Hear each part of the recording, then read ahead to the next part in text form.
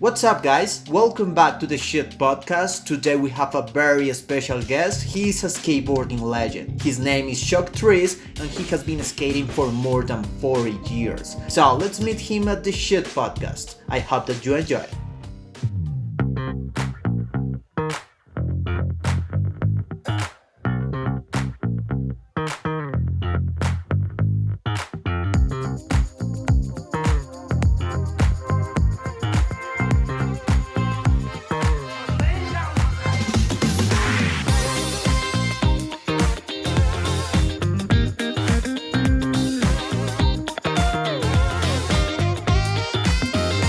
What's up, Shock? How is it going for you? Good. Everything's good. Just about to do some skateboarding with my son, Kieran, and play some music later on. Okay, that's nice. So how often did you skate in a week?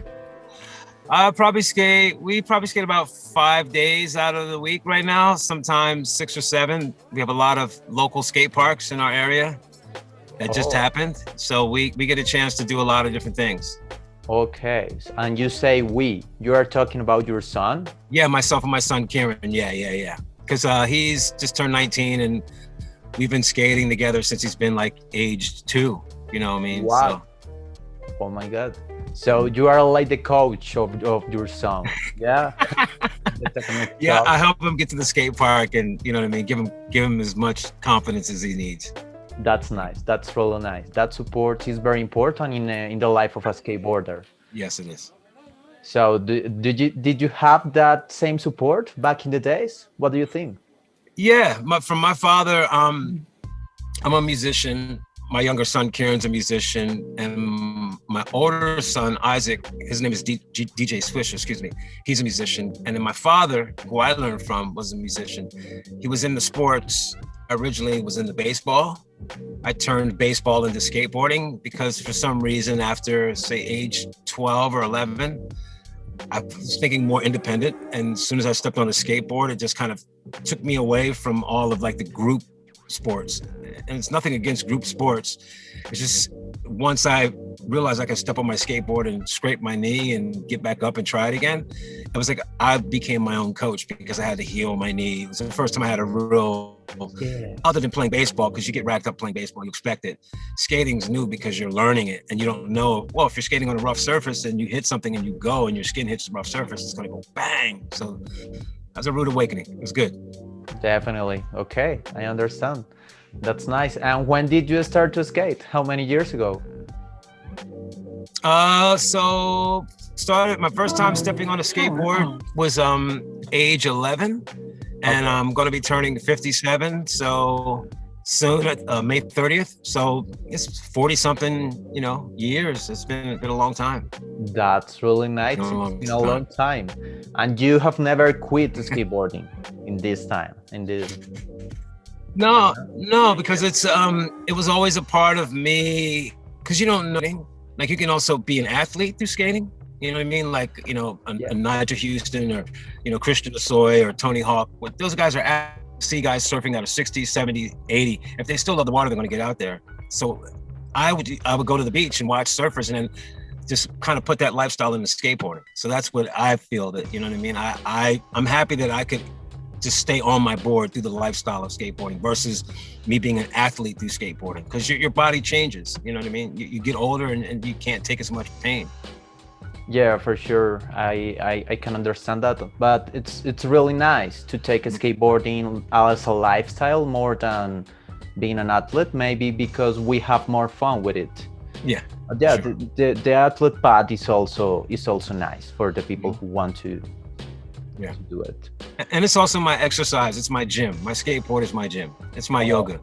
You know what That's I mean? nice. And what style do you prefer to skate?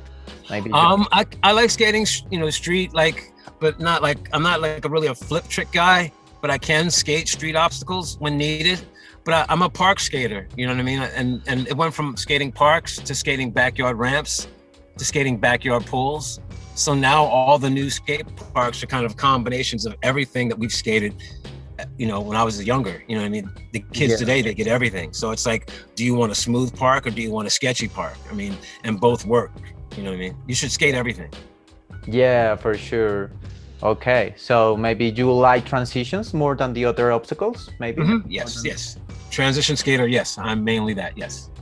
Okay, and talking about this, what do you think? What is your tip to get the flow on a ball? You know, because I push in a ball and I can't do that. I need to get the flow. So Yeah, what would be your the tip? flow of the board. Yeah, the flow of the board is, well, to me, I grew up dancing a bunch, like not like trained dancing, just like dancing as a kid, you know what I mean? Because I was really into Michael Jackson and all the, growing up in the neighborhood that I grew up in, you had to go to parties and you had to dance. And that was kind of our first communication. So to me, if you know how to move your body in some kind of a rhythm, skateboarding is all about the rhythm because all of our bodies are shaped differently. So when you get on the board that you desire, that you like, when you move, if you move to where you feel comfortable on the skateboard, even though you feel scared about the process of it, once you move, and if you remember what you've done, that you create your style, the way you embellish or make your style better is to look at what you're doing and then see if you can emulate somebody that you look up to. So I looked up to Tony Alva and all the other, the Z Boys, Stacy Peralta. So I wanted to emulate their style, although they were a different skin color than me, they had a different lifestyle than me. But when I saw them on a skateboard in the magazines, I was able to just like get rid of all the stereotypes and just focus on the flow. Oh. And Stacy Peralta is probably one of my favorite skaters because he had a really smooth, fluid style. And so I wanted to, it's like what you remember comes out in your process. Yeah, for sure. So do you think that the Stacy Peralta is like your main influence? Or yeah, Stacy is as a okay. Yeah, as a lifestyler, as an actor, because he had a really, pretty extensive acting career in Hollywood. Yeah. As a person who built, the Bones Brigade. Also as a person who wrote me when I was age 14, because I wrote him after his first interview in Skateboarder magazine, and he immediately wrote me back, handwriting, no typing, telling me about what the Bones Brigade was going to be before it was even together. Wow. So, I was just a local kid at my local skate park in Cherry Hill, New Jersey.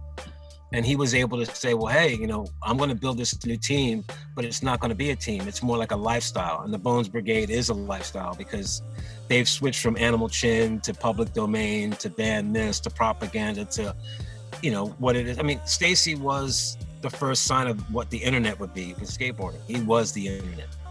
Okay, I like that. I like what you are saying. That's nice.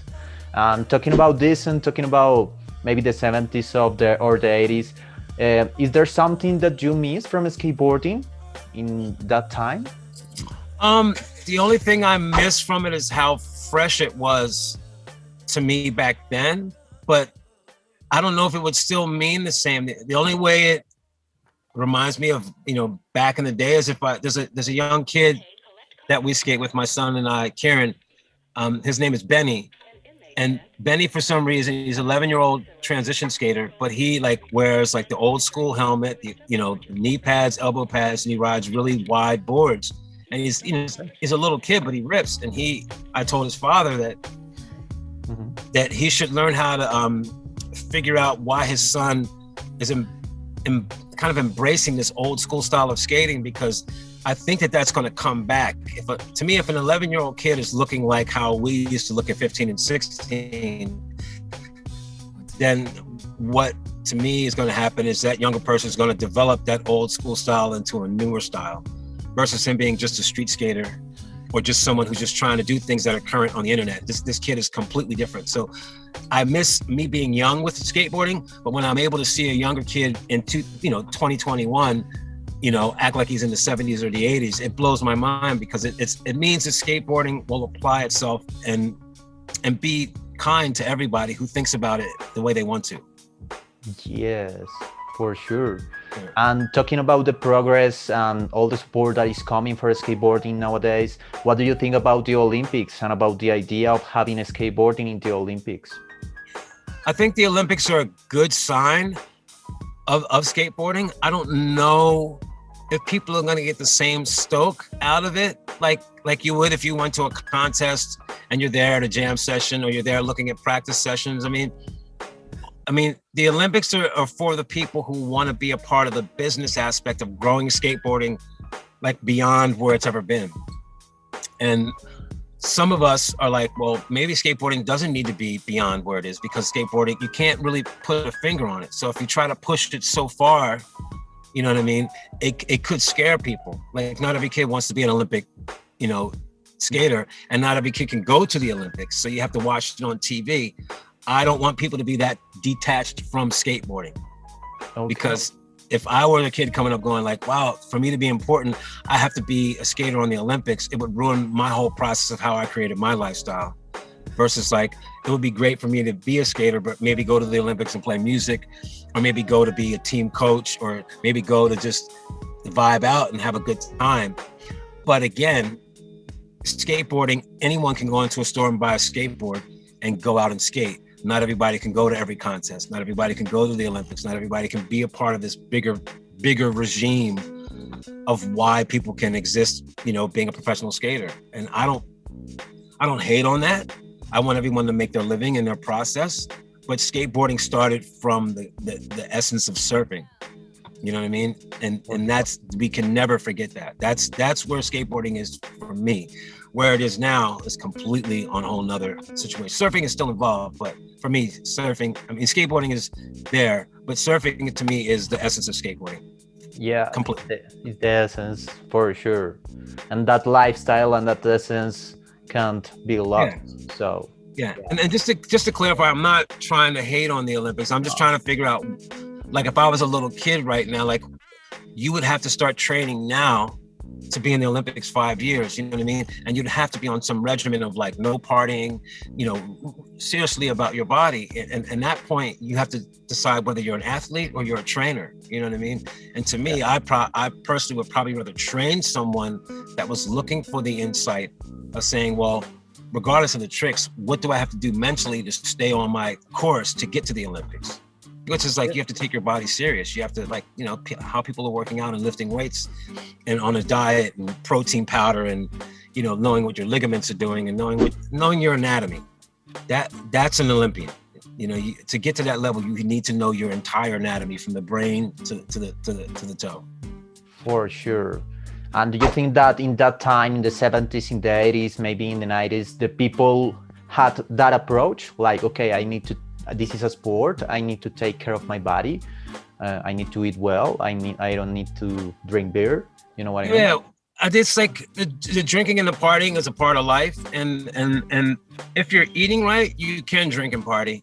It's just that how you're detoxifying your body, how you're letting these things out. You know what I mean? So, and the reason why I say that now, because I didn't do that as a kid.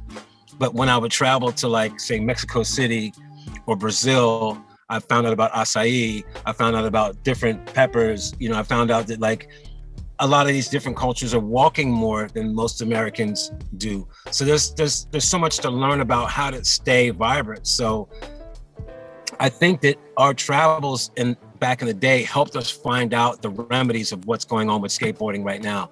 So it's like, it would be hard to say, did we have it together? Because the first time I saw, like, an organic, you know, grocery was in Santa Cruz, you know, California, and I was already probably 19 or 20. So my diet was already in an American style, and I had to kind of pull away from it.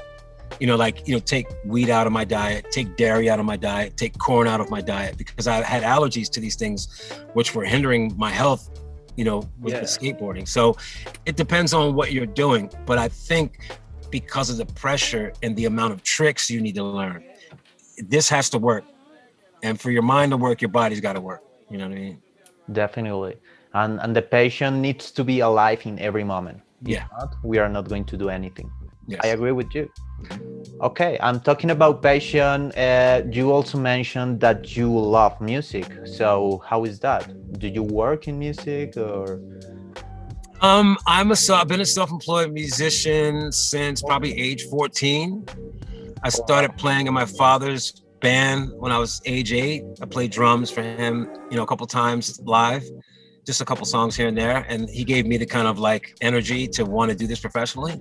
Yeah. So I moved from Wilmington, Delaware, when I graduated high school in 1982 to Philadelphia, because Philadelphia had a really good music scene, still does. Mm-hmm. And there was more recording studios back then. So Philadelphia enabled me to to ride my skateboard around the city, hit spots. And then if someone called me for a studio session or a show, I can literally get on my board, grab my guitar, grab my sticks, get on the subway and go to the show. So I really didn't need a car to live or build a professional lifestyle. Other cities like LA, you need a car, you need things you just can't bounce out, you know what I mean? Because Philadelphia, you can get anywhere. You can get up to like, I was able to get to New York without a car because of Amtrak. So if someone would call me 3 or 4 hours away, and also for me learning how to communicate with like transportation and what do you do if you want to be a professional in something in music and skating, which are still kind of like undefined as far as how you technically go about being professional, because it's everyone's different. You know what I mean? Like today you could just edit on a keyboard. Like I can literally take my laptop and set it up and start a session. Back in the day, we didn't have this. So we had to it was more analog. So you had to go to the place, you had to go to the studio, you had to spend time. Now you can just wake up, go to your room, open your laptop, do a beat, do a vocal, get on your skateboard. You could do a beat on your phone. You know, so the options today make it easier, but my passion came from the struggles that I went through. Yeah, for sure. I like that. Talking about the concept of pro skateboarder that you mentioned before, what are the qualities or the skills of a skater who deserves to be called pro? You know what I mean? Well, in your personal opinion, of course. Yeah, in my personal view, like when I turned pro, I was skating with a friend of mine, Tom Groholski, and he was technically eons better than me and most people. And back in the day, we just thought having a lot of tricks and consistency was good within skating.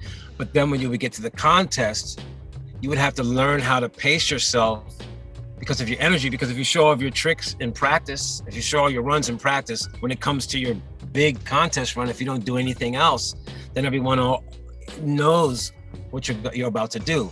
So guys like Tony Hawk, Christian Assoy, like Raven Terche, I mean, these guys can do their runs, Pedro Bars. I mean, they can do their runs and then all of a sudden blast out something because they have the tenacity to go past the status quo. You know what I mean? We just thought that having tricks back in the day would make things better for being a professional skater or a contest skater. But it was all about big aerials. It wasn't about, today's more lip tricks. Back in the day, people were going like 8, sometimes 10 feet in a contest run. And today it's not as impressive if someone goes that high, unless it's a high air contest. So that's why they invented the mega ramp. Yeah. So people can go super. Now, you know, people are going like 20 something, you know, Clay Craner and all these. Yeah, all these crazy guys. Quest, you know, just Elliot. These guys are out, like Neto from Brazil. These guys are so aggressive. So it's more or less like what you want to do with your tenacity of being a pro, like within yourself, because there's so many different areas in skateboarding that you can attach yourself to. That being a pro for us was just learning the tricks, making sure your sponsors were happy, and then making sure you were kind of placing in contests. And then once the contest scene, you kind of burned out, then you would do either the music or the band thing or the lifestyle thing. So Thrasher was there to kind of pick up the people that were doing all these fun things and making it accessible, instead of it like typical skater, put all this footage up on Instagram, put all the banger footage up, make sure everybody knows you're rad. And then when you go to a contest, you have to double your footage that you put out, because people already, once again, they already know everything that you could do because everyone's putting all their stuff out. You know what I mean? So you have to be really strategic about how you compete. And you have to be really strategic about how you preserve yourself while you're competing, and whether you're in a contest or not. I agree with you. Yeah. Talking about this regarding what you are saying, what do you think that the brands were looking for at that time when they are looking to support a skater? Maybe nowadays the brands looks for style or maybe for technique, but in that time, what do you think? I think back in the day, they were looking for consistency and loyalty within a company, because the companies are smaller. And skateboarding had kind of taken a nosedive when I was like age 16.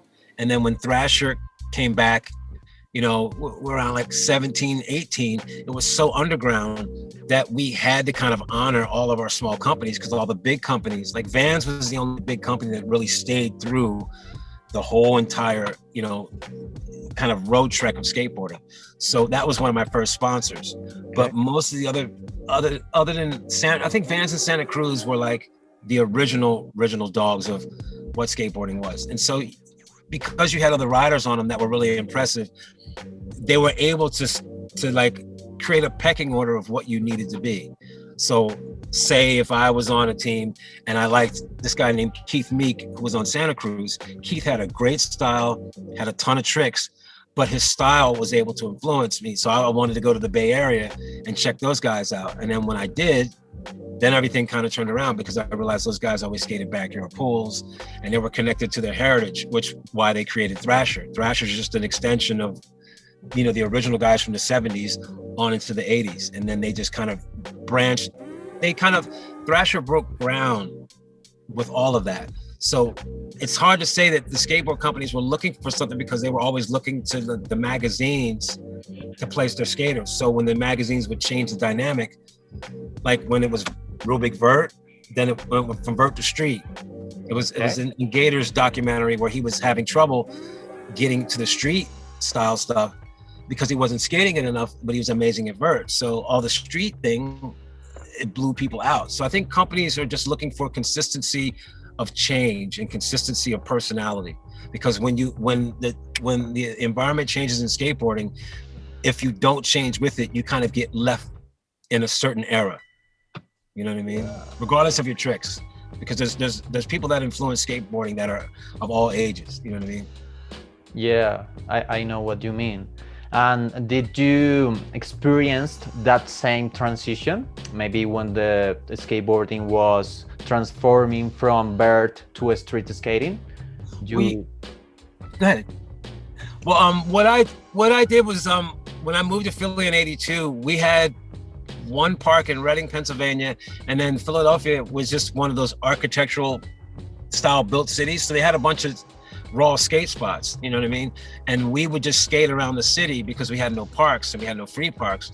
And the city was our skate park, you know what I mean? So I had to stop skating kind of vert all the time and just learn how to skate street, like practice ollies more. And, once you know that you have to, like, the city's your skate park, you have to start using your mind, you know what I mean? Because I didn't want to be bored and I didn't want to give up skating.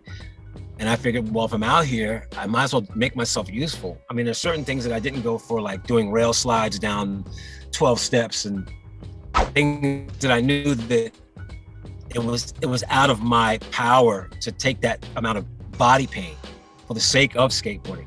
But street skating itself, like finding a spot or finding a flat wall and doing a wall ride when there's no transition, I mean, that to me is just as important as someone doing a kickflip, because it's still street skating. I mean, there's walls everywhere. And as long as no one's gonna kick you out, you can skate walls all day long until your ankles are sore. You know what I mean? So it's weird how my part of skateboarding I was forced by the dynamic of what skateboarding was going through financially, like insurance problems, liability problems, things that were getting, built and then torn down. We had that happening a lot on the East Coast. So I think Brazil and maybe Hawaii was like the only places that really kept their original spots, especially Brazil. They have all their original skate parks from the 70s. I mean, like where everyone came up and all their mentors came up. I mean, I've actually skated a park in Sao Paulo, Brazil, where it's like you can see guys that are 50, 60, late 60s skating with guys that are 14, 15, and they all know each other and they all respect each other. You know what I mean? And they got lucky because skateboarding is their second sport in Brazil. It's soccer, then skateboarding. Oh, that's nice. Yeah, and it's a huge dynamic of getting out of there. You got to be like on Tony Hawk's level to get flown out of Brazil to go to America, to get a sponsor. I mean, you got to be up there. Like, it's crazy. Yeah, it's crazy. So do you think that the spot maybe also built the skater? The quality of the spot? Mm-hmm. Yeah, the environment always builds everything, because there's guys like, this Jaws, Aaron is from like Phoenix. He just turned his house into like a skate park. I mean, he's putting rails on his roof, and a friend and I drove by his house. He's like, "Yo, Chuck, Aaron goes off his roof," and I looked up there, and there's a rail slide pole, and then he comes off the roof into the driveway, and it's like it's a 10-foot drop, like easily. But you know, after he does a rail slide, so once again, it's like if you have that in your head, if he knows that he's got that type of a body to push that, it doesn't matter where you're at. You're going to turn a spot into a skate session. You know what I mean? So it's like the skater builds a spot, and then the spot builds a skater. You know what I mean? That type of thing. Because you have to envision it first. Yeah, for sure. Yeah, I agree with you. So you have traveled a lot thanks to skateboarding and maybe thanks to music. So what do you think about the skate communities in all these countries, in the different countries? Can you notice any difference? Maybe. There's a lot of difference in Europe, and also, I mean, I've been to Tel Aviv, Israel. I've been to a bunch of different spots. I think Brazil has the hardest heart of skating because it's been so amazing. Mexico City has a great scene. There's a bunch of amazing skaters there. All over Europe is really good. And it's not like they're emulating American skaters anymore. They're like emulating what they want out of skating. You know what I mean? Because before they were trying to copy Tony Hawk or copy Tony Alva because they're looking to the States. But then once skaters, you know, the do-it-yourself, the DIY, you know, attitude, once they realized that punk rock and all this other, like the lifestyle ethos of skateboarding was accepted, then skaters are like, well, let me do my own tricks. Let me find my own spots. So, you know, going on a skate trip, you get blown away because you're like, I never thought that we'd be able to skate this spot. And like, we're in the middle of Japan and there's just this wall and it's got 3 foot of vert on it. And then all of a sudden we're just skating, you know what I mean? It's because of the architecture and the people building the cities that create it. The parks are just keeping people stoked on the exercise of skating. But when you find spots in different places and when you travel and you know you're like jet lagged for 10 hours and someone says, let's go to a skate spot. I mean, you have to kind of like open up to it because that's what skating's all about. So you have to really know that traveling is going to help your skating out just to understand what it's all about, why people skate different things and why they design things differently. Even without skate parks being built, there's enough designs in cities where skating could still thrive. Just the skate parks give people that I need to skate every day. I need to get myself together every day. And we didn't have that back in the day. You know what I mean? We had it for a while, but you know, there's 400 parks, I think, public parks in Colorado as of now. And they're all public, they're all concrete, 400. So there's no way you can skate all the parks in the state of Colorado. There's literally no way. I mean, you'd have to like set aside almost a year to get, I mean, there's 365 days in a year with 400 parks. Yeah, for sure. Like, it's crazy. And that's just Colorado. Just Colorado. Okay. It's just Colorado, 400. You can just type it in online. How many parks are in Colorado? That's a week ago, 400. Public. My goodness. Yeah, and most of them very good parks. Very amazing parks. Grind Line has built a bunch of them. Team Pain, like Colorado's got one of the best skate scenes, period. And it's super mellow. There's not a lot of pressure. There's not a lot of company pressure. Okay, you know? Yeah, I know what you mean. Kickback. Okay, that's nice. Yeah, skateboarding is progressing a lot. Yeah. And speaking of progress, the achievement that we can reach with skateboarding, what do you think about the fact of making a living from skateboarding? Do you think that it is easy? Is it difficult?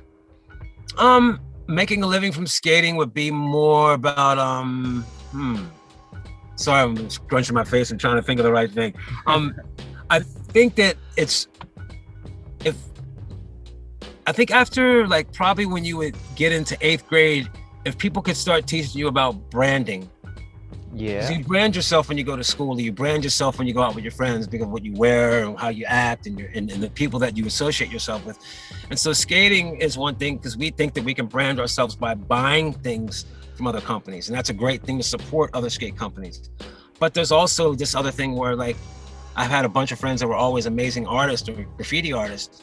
And there's been plenty of times where the graphic on your boards gets all marred up. And at that point, the board is yours. So if you still like the board, you should have an artist go put your own design on it. Yeah. And then if people like it, if you don't have the money to turn it into a skateboard, maybe you could turn it into a piece of grip tape, or maybe you could turn it into a shirt, Maybe you could make a stencil. I mean, the basic parts of skateboarding can still make you money. It's just that you have to figure out why you're branding something and pushing it to an audience to make it happen. Because even if you're the greatest skater in the world, if a company doesn't think that you can sell their product, they're going to, not that they're going to be hard pressed to put you in the mix of making money, but they're going to probably want to find the person who's had the parent or the person tell them like, hey, every time you step on a skateboard, you're creating money for yourself and someone else. You just got to find a way to connect to an audience and the products that motivate you so you can motivate someone else. You know what I mean? You just can't think of something and say, oh, I just want to do a sock. You got to have a sock idea and say, I can put my friend's graphic on it because he's always wanted to do something or she's always wanted to do something. And now because a sock is on everyone's foot or leg, it's promo.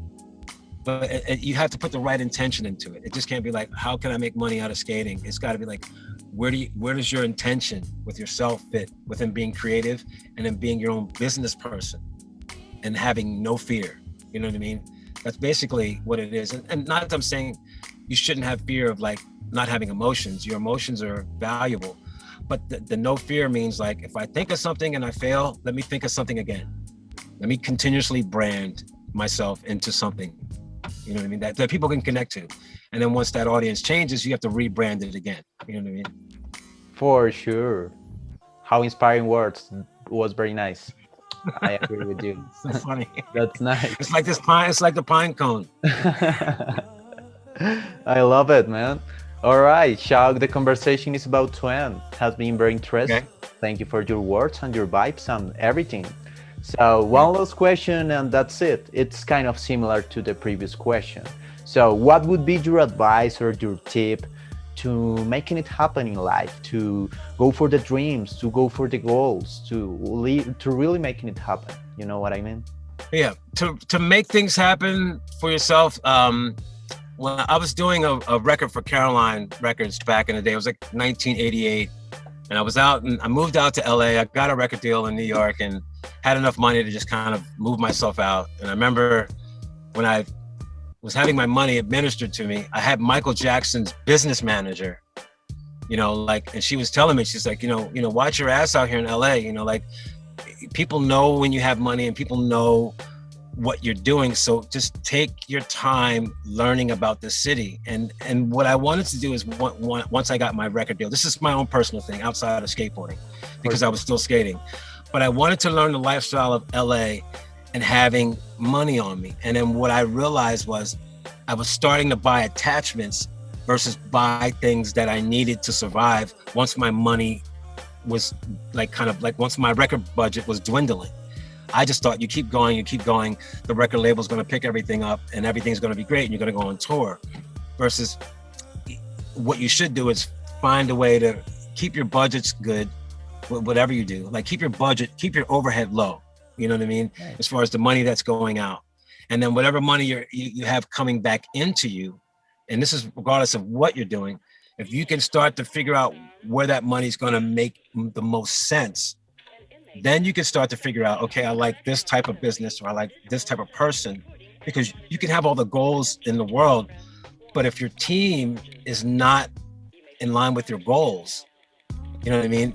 It's hard to kind of be a part of a team and then go solo when you have all those people around you. So it's like, what I would say is just start thinking of people that you can resonate with. And if it's not people in your own age group, then it should be people of a like-minded business. Even if it's not a part of skating, I know that being in a gym or exercising is a part of skating, or yoga, which I'm really into mentally right now, is a part of skating because of all the positions are yoga based.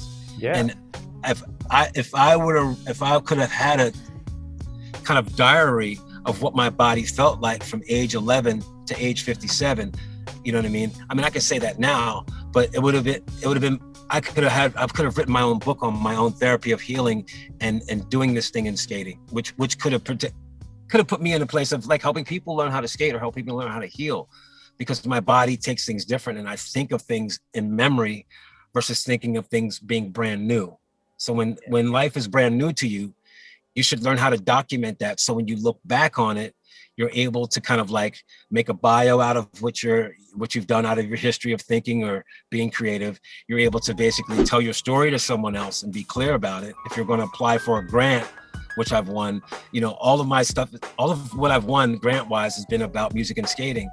And I've always had to kind of like rush to compile all this information that I've learned over such a long period of time. So I think that people should know that this long period of time is your own open book.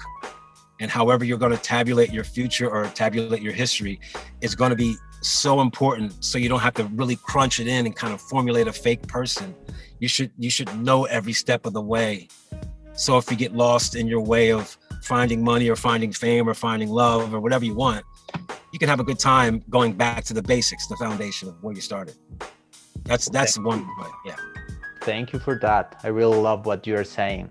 Cool, thank you. All right, Shaq, thank you for your words and thank you for the perspective that you have for life. And thank you for being part of the Shit Podcast. Cool. And I hope that you can skate well today and of course in all the next and following days, all right? Alright guys, this was the Shit Podcast episode of today. Treece is definitely a legend for skateboarding. He is very wise and I hope that you enjoyed this conversation. So leave your comment down below in order to know your opinion about this skateboarding legend. And that was it for today. So let's go skate safe guys, and don't forget to like and subscribe.